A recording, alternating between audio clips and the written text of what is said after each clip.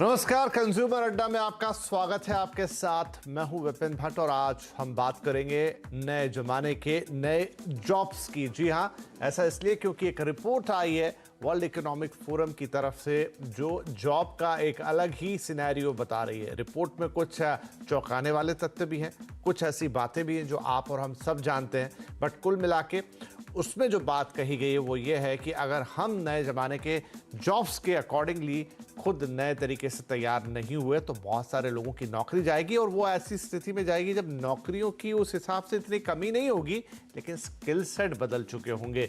ये बार बार खबरें आ रही हैं, तो इनको डिस्कस करना भी उतना ही इंपॉर्टेंट हो जाता है। आज इसी पर चर्चा होगी। ये रिपोर्ट बड़ी इंपॉर्टेंट है, आप भी ध्यान से सुनिएगा कि बदलने क्या जा रहा है। आइए पहले वही आपको बताते हैं क्या होने जा रहा है। तो नौकरियों का नया युग आने वाला है साहब। द फ्यूचर ऑफ जॉब्स की रिपोर्ट तैयार की गई है।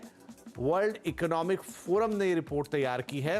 5 साल में उनका कहना है कि करीब 8.5 करोड़ नौकरियां खत्म होंगी। ध्यान से सुनिएगा इस बात को, 8.5 करोड़ नौकरियां खत्म होंगी, लेकिन इन्हीं 5 सालों में करीब 7 करोड़ नई नौकरियां भी आएंगी।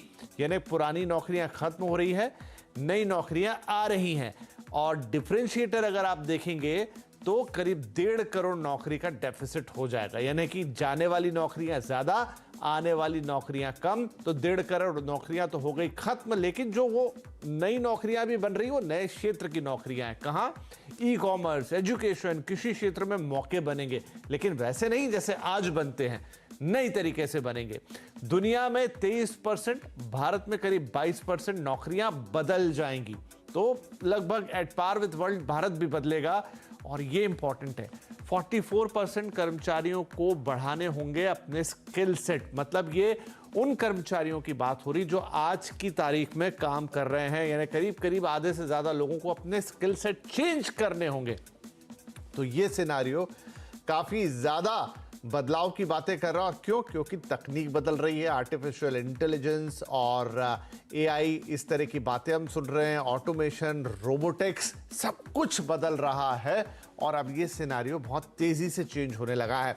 चलिए तो चर्चा की शुरुआत करते हैं। आज हमारे साथ है कोरोवर के सीईओ और को-फाउंडर अंकुश सबरवाल, ग्लोबल हंट के एमडी सुनील गोयल साहब और प्रोटिविटी इंडिया के एमडी अमित वडेरा। आप तीनों का बहुत बहुत स्वागत है। और आप तीनों ही मेहमान लगातार पिछले कुछ समय से सीएनबीसी आवाज पर बहुत ज्यादा आ रहे हैं, तो ये समझ जाइए कि ये नौकरी वाला जो इश्यू है ना, अब ज्यादा बड़ा बनता जा रहा है। रोज कोई नई रिपोर्ट, कोई नई चीज, और यही बात कि नई तकनीक से नौकरियां चली जाएंगी, आ जाएंगी। खैर, तो इस रिपोर्ट को थोड़ा बारीकी से देखते हैं। चलिए मैं सुनील जी आपसे शुरुआत करता हूं। देखिए ये क्या कह रही है कि करीब 8 करोड़ से ज्यादा जॉब्स जाएंगी, 7 करोड़ के आसपास आएंगी, 1.5 करोड़ के आसपास के डेफिसिट को बता रही है। लेकिन इसको कुछ ऐसे देखें कि वो ये कह रहे हैं कि 8 करोड़ पुराने टाइप के जॉब खत्म हो जाएंगे और करीब 6.5 करोड़ 7 करोड़ नए टाइप के जॉब्स बनेंगे। अब वो डेफिसिट तो एक अलग नंबर हो गया कि 1.5 करोड़ ओवरऑल नंबर में प्लस माइनस करेंगे तो दिखेगा, लेकिन ये है कि पुराने स्किल सेट के लिए इतना बड़ा सफाया, तो ये तो थोड़ी डराने वाली बात लग रही है। देखिए, बात तो क्या होती है, कम तो नहीं होती है मार्केट से, जॉब अपग्रेड हो जाती है। अगर आपको एरा याद होगा तो मुझे लगता है कि पेजर से मोबाइल का जो एरा माइग्रेट हुआ था, तो मोबाइल की कंपनीज में जितने लोग आए थे उसमें से 80 से 90% लोग वो थे जो पेजर की कंपनीज में काम करते थे, जिनको बेसिक टेक्नोलॉजीज का पता था। उसी तरीके से जब सॉफ्टवेयर डेवलपमेंट या कंप्यूटर डेवलपमेंट का वर्ल्ड आया, तो जिन लोगों ने बोर्ड पे, चिप पे, रेडियो, ट्रांजिस्टर पे काम किया था, शायद उनको पहले जॉब मिली थी कंप्यूटर वर्ल्ड में माइग्रेट करने के लिए, क्योंकि ये माना गया कि जिस किसी आदमी के पास भी बेसिक अंडरस्टैंडिंग है टेक्नोलॉजी की डोमेन की, वो इस जॉब में सस्टेन करेगा और उनके जॉब अपग्रेड हो जाते हैं। ये बात सही है कि जब हम बात करते हैं कि जॉब खत्म हो जाएगी, तो उसका पर्पस ये है बताने का कि अगर कोई भी इंडिविजुअल अपने आप को आज के डेट में अगर न्यू एज टेक्नोलॉजी के साथ अपग्रेड नहीं करेगा, तो वो उस जॉब को सस्टेन नहीं कर पाएगा। कहने का मतलब ये है, इसके अंदर में ये बता रहे हैं कि जितनी तेजी से टेक्नोलॉजी या दुनिया में एक बदलाव आ रहा है, जितना एक ट्रांसफॉर्मेशन हो रहा है, और हमारी अर्थव्यवस्थाएं आज के डेट में एक कंट्री या एक राज्य स्पेसिफिक की नहीं होके ग्लोबल अर्थव्यवस्था है। आप देखिए, कहीं मंदी आती है, अमेरिका में, हमारे कंट्री में इफेक्ट हो जाता है, कहीं तेजी आती है, हमारे यहाँ इफेक्ट हो जाता है। उसी तरीके से ये ट्रांसफॉर्मेशन है, ग्लोबल ट्रांसफॉर्मेशन है in terms of domain, technology knowledge, जैसे पहले बिजनेस करने के तरीके होते थे, लोग शॉप खोलते थे, लोग डिस्ट्रीब्यूशन सेंटर खोलते थे। आज की डेट में बिजनेस जो है ई कॉमर्स माध्यम से होने लग गया, बैंकिंग जो है ई बैंकिंग के थ्रू होने लग गई है, आज की डेट में पोस्टल सर्विसेज उसके थ्रू होने लग गई है, लोकल डिलीवरी पे टेक्नोलॉजी प्लेटफॉर्म है। तो आज के डेट में चेंजेस ये हुए हैं कि जो भी एक एक्टिविटी जो कि रिपीटेटिव इन द नेचर होते थे, जो ह्यूमन करते थे, उन एक्टिविटीज को कल की डेट में मशीन्स करना शुरू कर देंगी, जिसको हम मशीन लर्निंग बोलते हैं या टेक्नोलॉजी बोलते हैं या डेटा साइंस है। यानी मशीन को खुद पता चल जाएगा कि ये काम को दोबारा उस जगह जाके क्लिक करना है, मशीन वो काम खुद करने लग जाएगी। ह्यूमन के पास एक यूनिक एक कहते हैं एबिलिटी है जो ऊपर वाले गॉड ने दी है हमें, सोचने की शक्ति, इनोवेट करने की शक्ति। तो जो हमारे पास वो शक्ति है, उस शक्ति को जो लोग यूज करेंगे तो वो हमेशा टेक्नोलॉजी या न्यू डोमेन को सुपरसीड करेंगे। ह्यूमन हमेशा ज्यादा स्मार्ट होता है मशीन से और टेक्नोलॉजी से जी, और वो जितना उसके पीछे घुसेगा, मेरा एक सजेशन है कि सुनने में शायद बहुत ही मॉडर्न न्यू एज कुछ जार्गन टाइप लगता है सुनने में, लेकिन जब आप इसके अंदर घुसेंगे तो आपको ये उतना ही आसान लगेगा। ये तो लगेगा ये तो वही चीजें जो चलिए, आपकी ये बात सुन के कई लोगों को राहत मिल रही है कि भाई ऐसा नहीं है, ये आसान है और सब सीख सकते हैं। मैं इस पे एक सवाल है मेरे मन में, वो मैं अंकुश से पूछूंगा, लेकिन उससे पहले सुनील गोयल साहब, ये रिपोर्ट ये कह रही है कि अराउंड 44% एग्जिस्टिंग मैन पावर को अपने स्किल सेट इंप्रूव करने पड़ेंगे काम में बने रहने के लिए। यहाँ एक छोटी सी चीज मैं और कहना चाहूंगा, जो उदाहरण अभी अमित जी दे रहे थे कि किस तरह से प्रोग्रेशन हुआ, पेजर से हम मोबाइल पे गए या कंप्यूटर्स आ गए। एक चीज का जो अंतर आया है अभी और पहले में, वो ये है कि रेट ऑफ चेंज जो है, मतलब बदलाव का जो परिवर्तन की जो गति है, वो काफी तेज हो गई है। पहले ये परिवर्तन धीरे धीरे चले, एक वक्त मिला, लेकिन इन दिनों जिस दुनिया में हम हैं, वो परिवर्तन बहुत तेजी से होते हैं, बहुत जल्दी जल्दी सब कुछ बदलता है। इसका ध्यान रखना पड़ेगा। हाँ, ध्यान तो रखना पड़ेगा, क्योंकि ये सवाल उनसे मेरा, वडेरा साहब से जी से, सॉरी।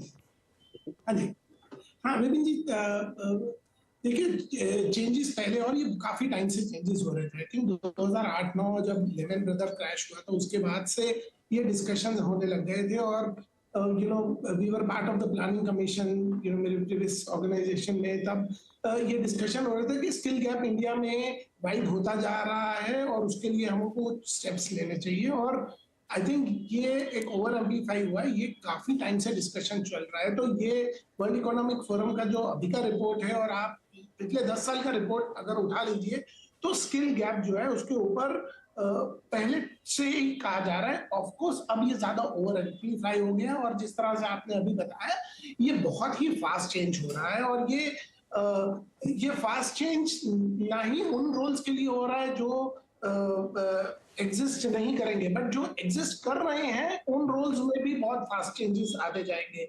हमने देखा 5 से 6 साल पहले आईटी इंडस्ट्री में बहुत सारे लेऑफ्स हुए थे। वो लेऑफ्स इसलिए नहीं हुए थे कि जॉब्स नहीं आए, वो लेऑफ्स इसलिए हुए थे क्योंकि बहुत से लोग अपने आप को अपस्किल नहीं कर पाए, क्योंकि नई टेक्नोलॉजीज आ रही थी और ये आती ही जाएंगी। तो हर इंसान को आज की डेट में अगर अपनी जॉब में कायम रहना है तो अपने आप को पीरियोडिकली अपग्रेड करता रहना पड़ेगा और स्किल्स के ऊपर ध्यान देता रहना पड़ेगा, क्योंकि यही एक चीज है जो आपको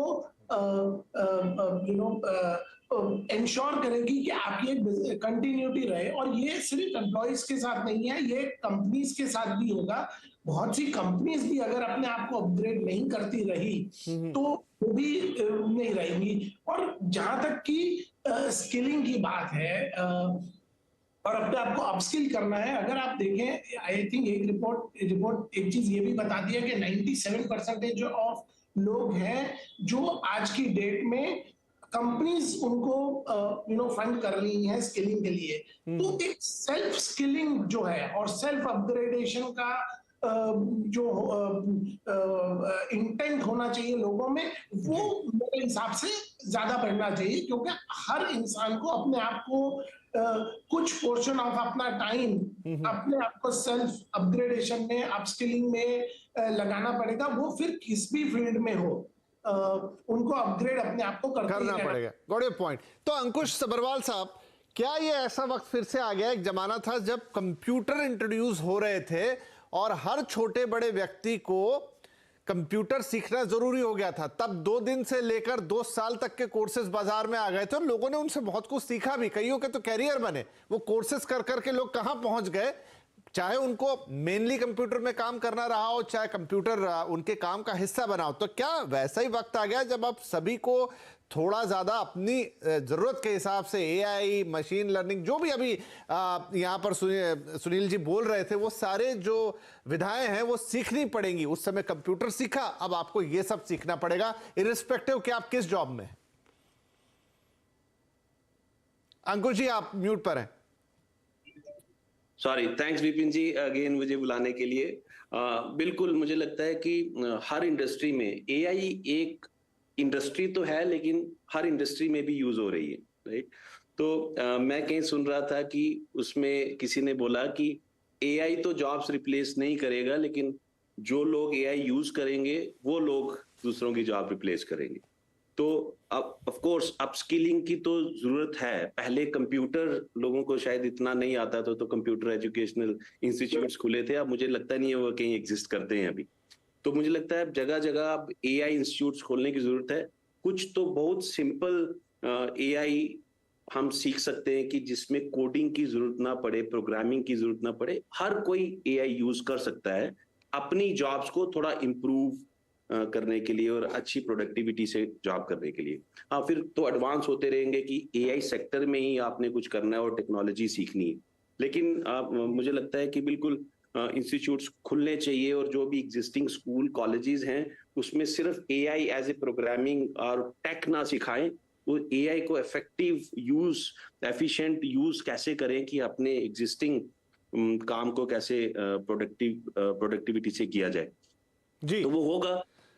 बिल्कुल। तो गोयल साहब देखिए, एआई का जिक्र करना जरूरी है क्योंकि इन दिनों तो पूरी दुनिया में जो एआई का हल्ला मचा हुआ है, सिर्फ अभी एक चैट जीपीटी नाम की चीज आई है और उसने पूरे मार्केट को घुमा के रख दिया है। बड़ी बड़ी कंपनियां मतलब अब आर्टिफिशियल इंटेलिजेंस टूल लाने की बात कर रही हैं, और जैसे कोर्सेज की बात हो रही थी, मैं तो देखता हूं क्योंकि आजकल सब कुछ डिजिटल है, आप फेसबुक का और इन तरफ इतने एडवर्टाइजमेंट आ गए हैं कि मैं आपको चैट जीपीटी का इस्तेमाल करना सिखाता हूं। उस तरह के जो छोटे छोटे कोर्सेज होते हैं बहुत सारे लोग कराने लग गए, बहुत सारे लोग कर रहे हैं उनको पैसे लेके उन कोर्सेज को।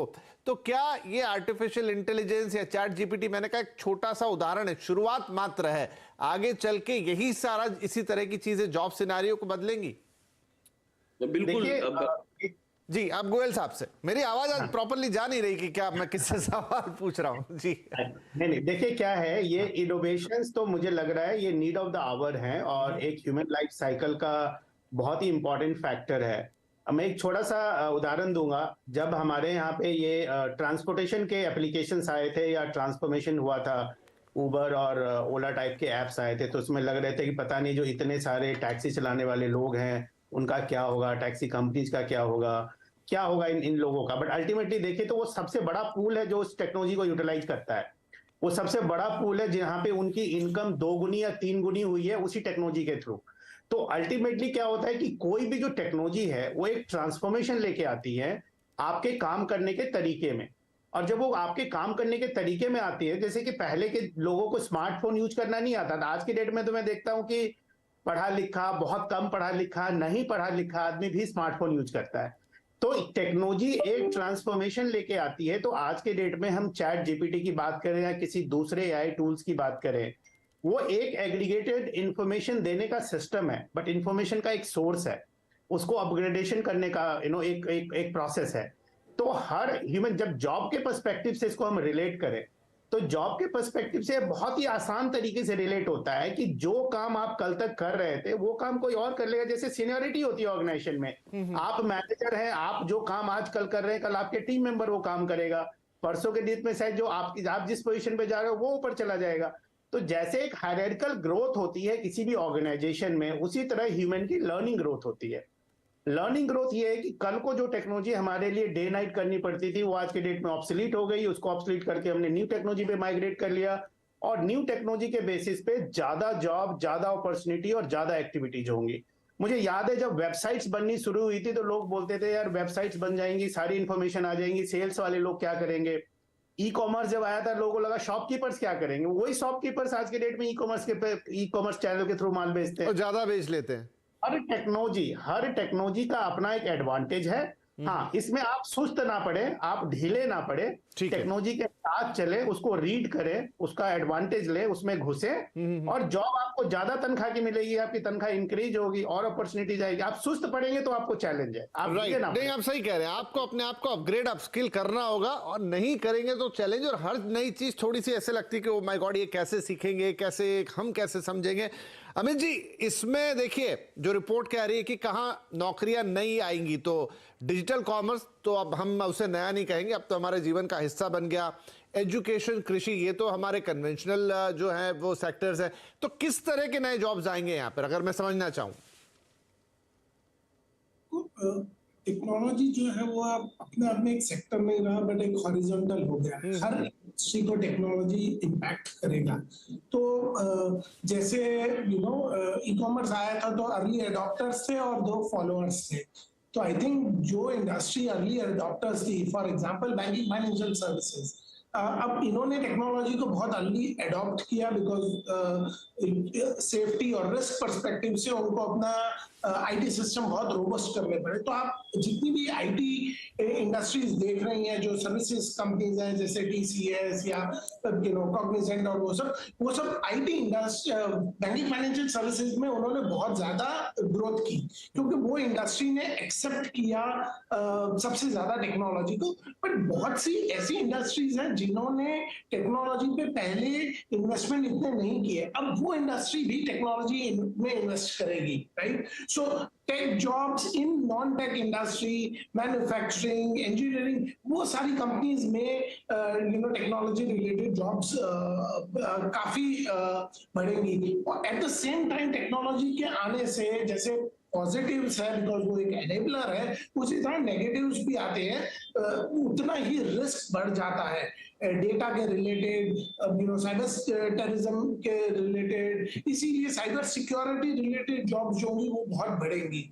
आपको कंटिन्यूसली ऑडिट करवाते रहना पड़ेगा कि आपकी सिस्टम रोबस्ट है कि नहीं, तो आईटी ऑडिट्स की जॉब्स बढ़ेंगी। तो इसी तरह से जितना हम ग्रो करेंगे टेक्नोलॉजी को लेके, उसी तरह टेक्नोलॉजी का गलत उपयोग ना हो उसको बचाने के लिए रिस्क कंप्लायंस रिलेटेड जॉब्स बढ़ेगी। तो इन नटशेल उसके कनेक्टेड काफी जॉब्स बढ़ेगी, और ये हर इंडस्ट्री में होगा, फिर वो एग्रीकल्चर में हो या फिर नॉन आईटी। मुझे ना देखिए बात इतनी दिलचस्प हो चली और कि ध्यान ही नहीं रहा कि एक ब्रेक भी लेना है, तो मुझे तुरंत ब्रेक लेना होगा, नहीं तो हमारे पास अगले सेगमेंट में वक्त ही नहीं बचेगा। एक छोटा ब्रेक फटाफट लेते हैं। और एक इंपॉर्टेंट क्वेश्चन हो गया कि बात समझ में आ गई, अपने आप को अपग्रेड करना, अपस्किल करना है, लेकिन कहां से शुरुआत करूं, कैसे शुरुआत करूं, मेरे जॉब के हिसाब से क्या पढूं, कहां जाऊं, कौन सी वेबसाइट देखूं, ये कुछ 2-3 महत्वपूर्ण सवाल होंगे, अपने एक्सपर्ट से जवाब लेंगे इस छोटे से ब्रेक के बाद।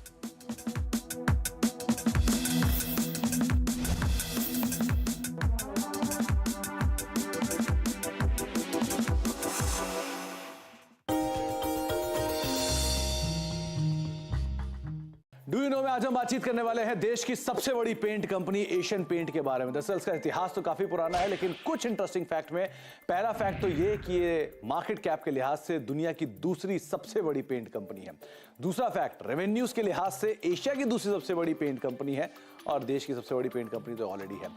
इसके अलावा 80 साल पहले इस कंपनी की शुरुआत हुई थी एक गैरेज में, जो कि गिरगांव मुंबई में ये गैरेज है, और 4 फ्रेंड्स ने मिलकर इस कंपनी की शुरुआत की थी, और वहां से धीरे धीरे फेरबदल के बाद आज आप खुद ही जानते हैं किस तरह का बड़ा नाम, किस तरह की बड़ी पैठ ये कंपनी ऑलरेडी मेंटेन करती है।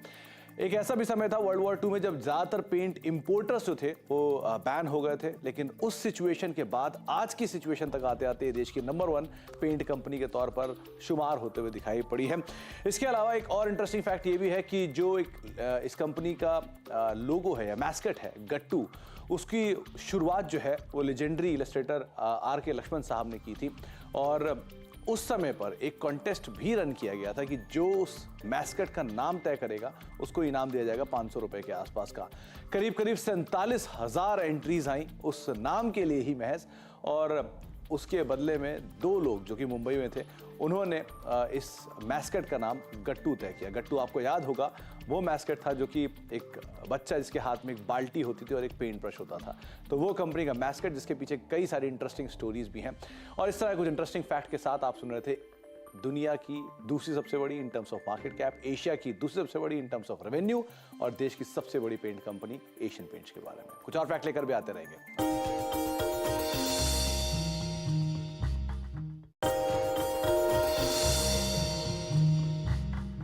डू यू नो में आज हम बातचीत करने वाले हैं दक्षिण भारत से शुरू हुई consumer durable major V Guard के बारे में। दरअसल इस कंपनी की शुरुआत करीब 50 साल पहले रफली 1977 में कोशुसेफ चिदिल्लापिल्ली साहब ने शुरू की थी ये कंपनी। और उस समय पर ये कंपनी उन्होंने 1 लाख रुपए की जो पूंजी अपने फादर से ली।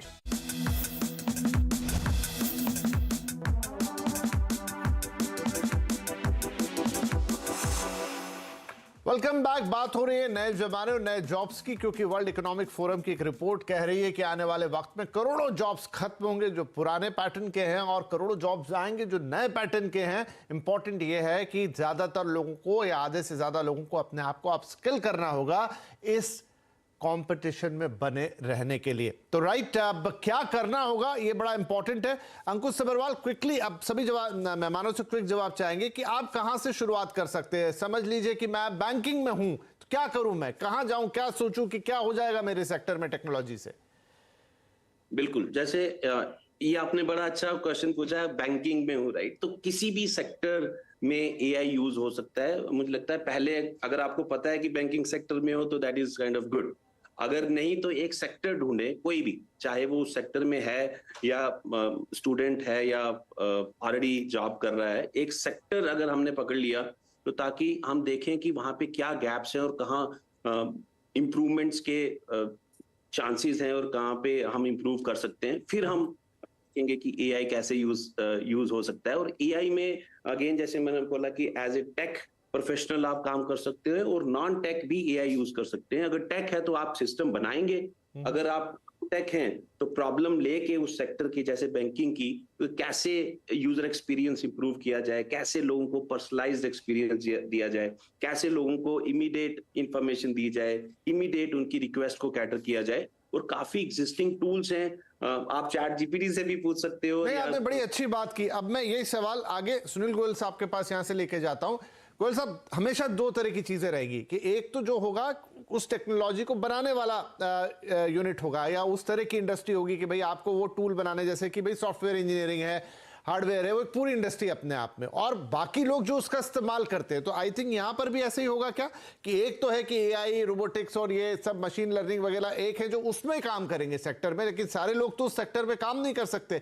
लेकिन वो जो नया चीज बनाएंगे उसको आपको इस्तेमाल करते हुए, चलाते हुए आना चाहिए, जो आप अपने सेक्टर में यूज करेंगे और उसकी लर्निंग आपको चाहिए। हाँ, ये डेफिनेटली ये सही बात है। अगर आप देखें तो एरोप्लेन एक बहुत ही हाईटेक इंजीनियरिंग है।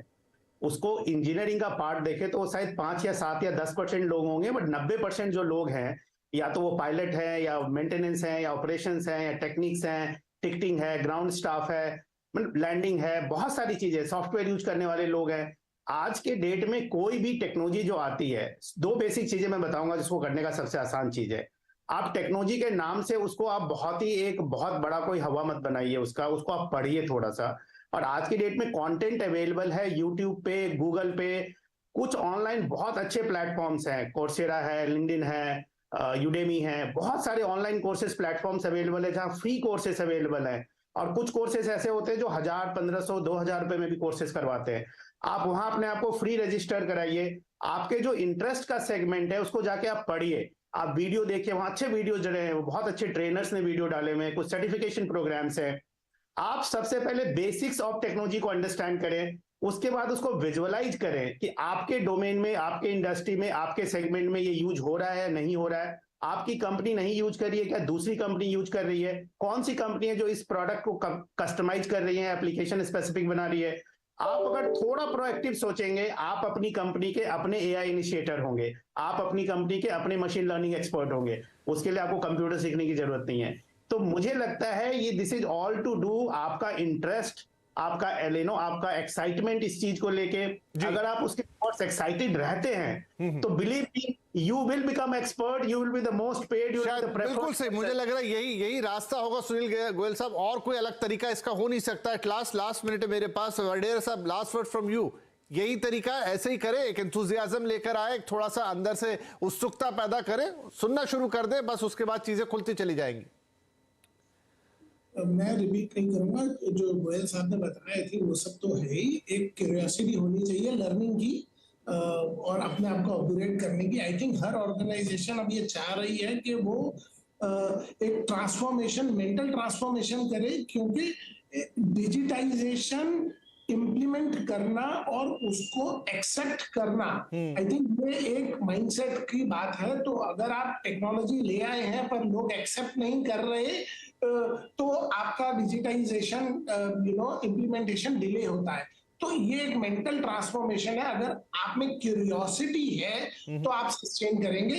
जैसे कहा जाता है, people only change when there is no option, और I think the time has come when there is no option and people should start changing. जी बिल्कुल, तो इससे पहले कि देर हो, और जैसा कह रहे थे हमारे सभी एक्सपर्ट, सुनील जी ने कहा कि क्यों ना आप ही इनिशिएटिव ले ले, हो सकता है आप ही अपनी कंपनी में इन तमाम चीजों के पुरोधा बन जाए जिन्होंने सबसे पहले उसको हाथ लगाया। और कुछ बहुत मुश्किल नहीं है इन दिनों, जिस युग में हम हैं, सब कुछ अवेलेबल है, ऑनलाइन अवेलेबल है, paid content, free content. Start तो कीजिए, वहीं से आई थिंक रास्ते खुलते हुए नजर आएंगे। तो अच्छा ये रिपोर्ट आई वर्ल्ड इकोनॉमिक फोरम की, जिन लोगों ने भी शो देखा, देखेंगे, देख रहे हैं, आई थिंक अगर वो स्टूडेंट है तो अभी और बहुत कुछ कर सकते हैं। अगर वो मिडवे भी हैं अपने जॉब के अंदर, तो अभी भी आप बहुत कुछ है जो आप अपग्रेड, अपस्किल करके आने वाले समय के लिए खुद को प्रिपेयर कर सकते हैं। जैसा हमने शुरू में कहा था, रेट ऑफ चेंज बहुत तेज हो गया है, वो समय दूर नहीं है जब इन चीजों की सच में आवश्यकता लगेगी। और वही चीज आपके बायोडेटा में अगर है, इंक्लूड है, तो फिर जीत आपकी। बहुत शुक्रिया आप तीनों मेहमानों का कार्यक्रम में जुड़ने के लिए।